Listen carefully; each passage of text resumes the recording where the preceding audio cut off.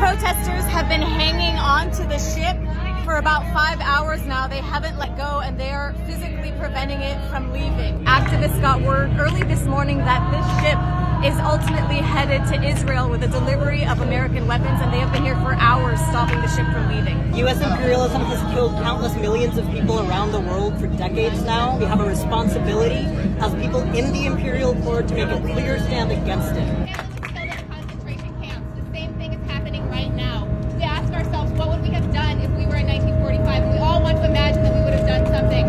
What you're doing right now is what you would have done. There are hundreds more activists who are on the other side of the fence. Police aren't letting them get through, and they say they're not going to leave. We've been here since 6 o'clock in the morning.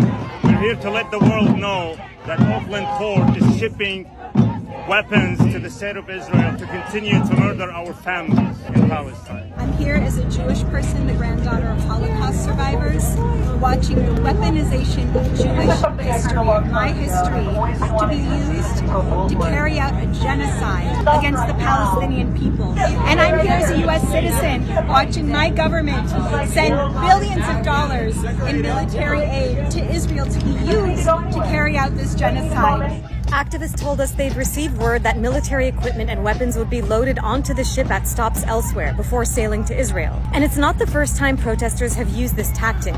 In both 2014 and 2021, protesters successfully blocked Israeli cargo ships at the Oakland port. This ship, the MV Cape Orlando, is part of the U.S. Ready Reserve Fleet and was used in the wars in Iraq and Afghanistan. So the ship ultimately left after 9 hours, but the protesters are chanting, "See you at the next stop, we'll be back." The 3 protesters hanging from the ship were also arrested. Every cause is helpful. War crimes got to stop, and the biggest war crimes are being committed by Israel and the United States right now.